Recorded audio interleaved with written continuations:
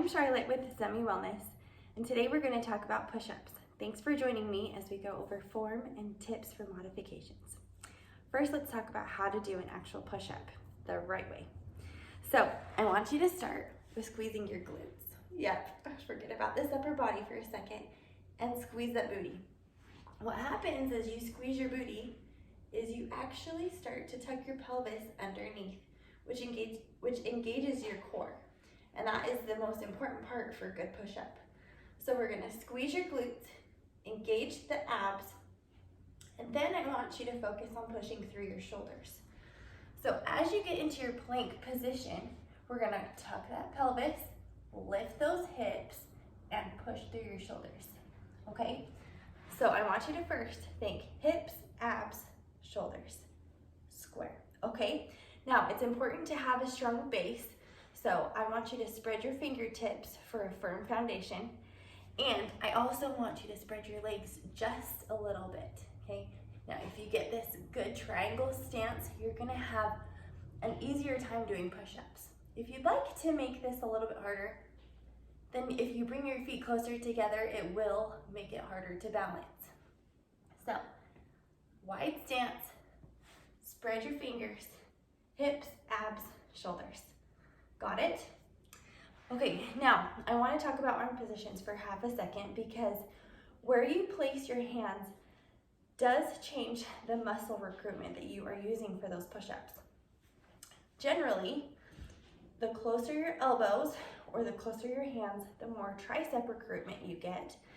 And the wider your hand placement, the more biceps, back, and pecs. So for traditional push-up, you do want that pec and bicep recruitment. So you're going to place your hands wider than your shoulders. And then you want to make sure your hands and your arms, your elbows, are angled out, okay? You can choose where you do that push-up. Now, the last thing I want to quickly run over is variations. First, modifications, and then for those of you who are gung-ho, we'll show you a couple of variations to make this more difficult. So the traditional push-up starts in a plank position, just like we talked about. Hips under, engaged core, strong base, wide hands, lifting through the shoulders. Now what I often see is this. Can you see how I'm sagging and pushing through the shoulders? So all of our tips are gonna bring us up here to a strong plank position. Now, if you drop your knees, this is a traditional modification. For those who need to make it a little bit easier, notice that my hips are still in front of my knees. That is important. This is not going to get you a good push-up. Okay, you always want to engage that core. So push that booty forward in front of your knees.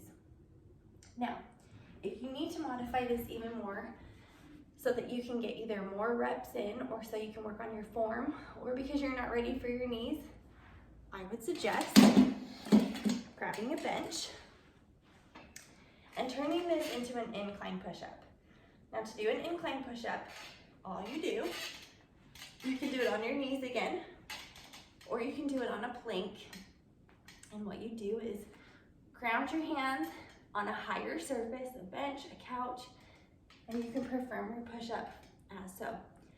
I also suggest using a wall. And it's the same form. You're just going to stand with your feet 2 or 3 feet away from the wall, maybe even 4. Keep a completely flat body, and you're going to just push against the wall. It doesn't sound that hard, but if you finish with your workout doing wall push-ups, or if you're just getting started, it's a great way to work on form and to actually finish off that push-up set. Now, if you are a little bit more advanced and you want to make your push-ups harder, there are a lot of ways to do so. Again, you can go to the wall, you can do a handstand push-up. You can also do decline push-ups, where instead of using this bench for your hands, you use it for your feet. So here we go, you put your feet up, and it's the same thing. Instead of pushing up, we're pushing down, okay? Now, you can also play with a couple of other things like lifting up a leg, lifting up an arm. You can play with plyometrics and doing some air push-ups. Have fun with it. But I do hope that you are working on push-ups. They're one of the best exercises for total body recruitment, and they're awesome because they're low impact. So go for it. I can't wait to see what you do. And since our mini campaign this week is focusing on walking as well, I want to just give you a 2-minute summary of how to get walking or exercising in general as part of your schedule. So first, I would recommend walking while you're on the phone. I know a lot of you walk and talk, and as you walk, that would be a good way to multitask. If you listen to podcasts, if you are on social media, make sure you're moving your feet. I would also suggest making your lunch routine a physically active routine as well. So whether you're just throwing in a couple of push-ups while you're warming up your food, whether you're walking around at lunch, whether you just take your lunch break to go to the gym, those are all great ideas to fit in extra movement. My last tip today is to make your exercise a family affair or a social affair. So the more people you have involved, the more likely you will be to continue exercising and to get started.